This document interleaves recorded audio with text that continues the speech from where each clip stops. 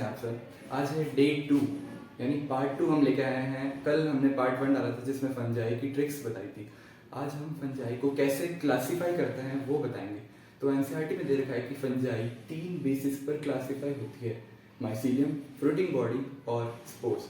जो माइसीलियम होती है वो कुल मिला के आप कह सकते हैं कि ग्रुप ऑफ हाइफे होती है। बहुत सारे हाइफे जुड़ जुड़ के एक माइसीलियम बनाते हैं। मेनली बेसिस वर्क क्या होता है माइसीलियम का कि वो सरफेस एरिया अब्जॉर्ब करने का, सरफेस एरिया बढ़ा देती है तो उससे अब्जॉर्प्शन इंक्रीज हो जाता है। तो आइए अब हम देखते हैं मेनली हमें माइसीलियम में क्या याद रखना है। फाइकोमाइसिटीज जो कि असेप्टेट होती है, सिनोसाइटिक होती है और अनब्रांच्ड होती है। बस हमें इतना ही याद रखना है क्योंकि बाकी तीनों में ब्रांच, सेप्टेट और असिनोसाइटिक कंडीशन मिलेगी। क्या याद रखना है कि फाइकोमाइसिटीज में अनब्रांच, असेप्टेट और सिनोसाइटिक कंडीशन मिलती है। सिनोसाइटिक मतलब मल्टी न्यूक्लिएटेड यानी बहुत सारे न्यूक्लियस प्रेजेंट होते हैं विद इन द सेल।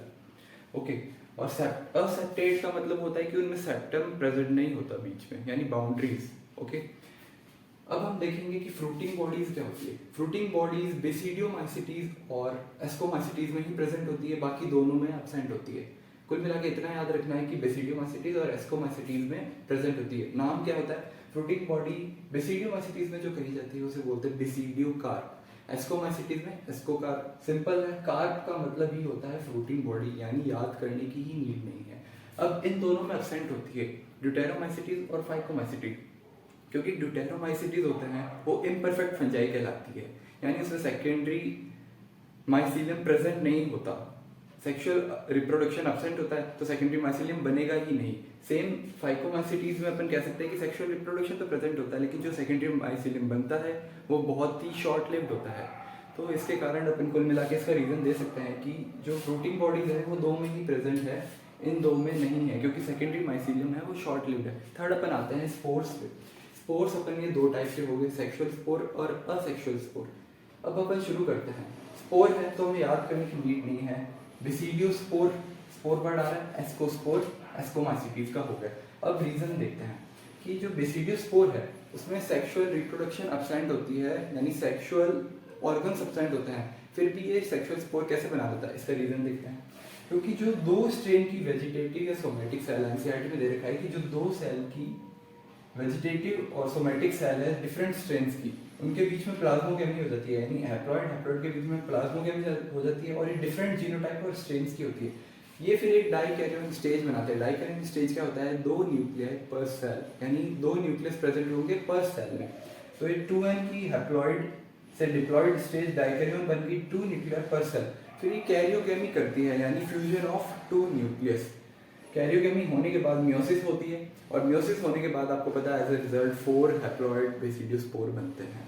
तो इस हिसाब से ये बेसिडियोस्पोर बनाती है जबकि सेक्सुअल रिप्रोडक्शन एब्सेंट होने के बावजूद भी। तीसरा अपन देखते हैं कि ड्यूटेरोमाइसिटीज है, इम्परफेक्ट फंजाई है तो इसमें वैसे भी स्पोर बनेगा नहीं, सेक्सुअल स्पोर। और फाइकोमाइसिटीज में जो सेक्सुअल स्पोर प्रेजेंट होते हैं उनके नाम क्या है? जाइगोस्पोर और oospore। ठीक है, अब हम आगे बढ़ते हैं। अब देखेंगे सेक्सुअल स्पोर के बाद असेक्सुअल स्पोर। बेसिडियोमाइसिटीज में एब्सेंट होते हैं, सेक्सुअल स्पोर प्रेजेंट होता है लेकिन असेक्सुअल स्पोर एब्सेंट होते हैं बेसिडियोमाइसिटीज में। ओके, अब ये तो मतलब है कि प्रोड्यूस ही नहीं कर पाएंगे, सेक्सुअली करेंगे लेकिन ये वेजिटेटिव वे में करेंगे, यानी फ्रेगमेंटेशन और बडिंग के थ्रू ही करेंगे, स्पोर्स के थ्रू नहीं करेंगे।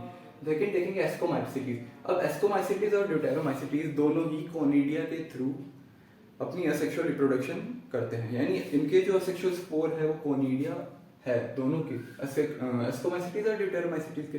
तीसरा अपन देखेंगे जो फाइकोमाइसिटीज है उसमें अपन को एक चीज याद रखनी है कि जो जाइगोस्पोर है वो बाद में अप्लेनोस्पोर बना लेता है और जो oospore है वो ज़ूस्पोर बना लेता है। अब याद कैसे करें मोटाइल है कौन, मोटाइल नहीं है। जू यानी जू से यानी एनिमल्स और एनिमल चलता है यानी मोटाइल, यानी ज़ूस्पोर मोटाइल होगा जबकि अप्लेनोस्पोर नॉन मोटाइल होगा। अब अपन एनसीईआरटी की कुछ एडिशनल इंफॉर्मेशन देखते हैं कि जो डाइकैरियोन स्टेज है, ये जो मैंने आपको बताई थी कि 2 न्यूक्लियाई पर सेल की जो स्टेज है डाइकैरियोन स्टेज, ये किस में प्रेजेंट होती है? ये सिर्फ बेसिडियोमाइसिटीज और एस्कोमाइसिटीज में ही प्रेजेंट होती है। बाकी में अगर ऑप्शन आ जाए तो उसको रॉन्ग कर देंगे, यानी इन दो के अलावा कोई और आ जाए तो उसमें एब्सेंट होती है। ओके, दूसरी इंफॉर्मेशन देखते हैं जो एनसीईआरटी में दे रखी है, एक्सोस्पोर। एक्सोस्पोर है वो दो में ही प्रेजेंट होते हैं। इसकी ट्रिक है BC, यानी बेसिडियोस्पोर और कोनिडिया। उसके अलावा जितने भी स्पोर है, जितने भी, वो सारे एंडोजीनियसली प्रोड्यूस्ड होंगे। यानी एक्सोस्पोर के दो ही एग्जांपल है आपके एनसीईआरटी में, वो है बेसिलियोस्पोर और कोनिडिया। और तीसरी है जो एंडोस्पोर है वो बचे हुए जितने भी हैं स्पोर्स आपके वो एंडोस्पोर्स में काउंट होंगे। फिफ्थ इन्फॉर्मेशन देखते हैं जो लाइकेन है। वो लाइकेन क्या होता है? अब आप कहीं जा रहे हैं बाहर, तो अगर आपको लाइकेन दिख जाए तो आप बता ही नहीं पाएंगे, आप सोचेंगे कि ये एक ही ऑर्गेनिज्म है, जबकि ऐसा नहीं है। ये दो अलग अलग स्पीशीज से बना है, सिम्बायोटिक एसोसिएशन है, एल्गी और फंजाई। एल्गी है जो अगर आप देखेंगे आगे 12th में पढ़ेंगे इकोलॉजी में, म्यूचुअलिज्म करता है। म्यूचुअलिज्म यानी सिम्बायोटिक एसोसिएशन। एल्गी लाइकेन पे डिपेंडेंट है, लाइकेन एल्गी पे डिपेंडेंट है, और ये दोनों एसोसिएशन में रह रहे हैं। कैसे? एल्गल कंपोनेंट को अपन बोलेंगे फाइकोबायंट, जबकि फंगल कंपोनेंट को बोलेंगे माइकोबायंट। तो एक दूसरे पर इंटरकनेक्टेड है। तो अपन अब देखते हैं कि कैसे इंटरकनेक्टेड है। एल्गी है वो फोटोसिंथेसिस करेगी तो फूड काम आएगा, जबकि फंजाई बदले में क्या देता है? शेल्टर देता है, न्यूट्रिएंट्स प्रोवाइड करता है। अब देखते हैं कि लाइकेन है वो एक पॉल्यूशन इंडिकेटर भी है, जो आप आगे पढ़ेंगे कि लाइकेन है वहाँ ग्रो नहीं करता जहाँ बहुत ज़्यादा पॉल्यूशन होता है। ठीक है, तो ये इकोलॉजी में भी आपका एग्जाम्पल हो गया इंडस्ट्रियल मैनरिज्म का।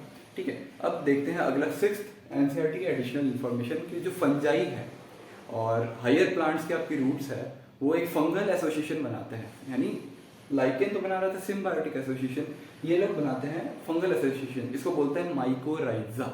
जो आपका अगला चैप्टर है प्लांट किंगडम, उसमें एनसीईआरटी में दे रखा है कि पाइनस है वो फंजाई के साथ, पाइनस की जो रूट्स है वो फंजाई के साथ एक एसोसिएशन बनाती है, उसको माइकोराइजा बोलते हैं पाइनस के साथ। तो ये थी आज का पार्ट 2, और कुछ भी आपको डाउट लगे बताइए, और कोई सजेशंस हो बताइए, और पार्ट 3 जल्दी आने वाला है। Thank you. इसमें इन्फॉर्मेशन और थी कि जो सेप्टा है वो किस टाइप के होते हैं। तो बेसिडियोमाइसीटीज में डोलियोस्पोर सेप्टम प्रेजेंट होते हैं, और एस्कोमाइसीटीज में सिंपल टाइप के ही सेप्टम प्रेजेंट होते हैं। तो ये एक एडिशनल इन्फॉर्मेशन थी जो आपके मॉड्यूल्स वगैरह में आपको क्वेश्चन मिल जाएगी।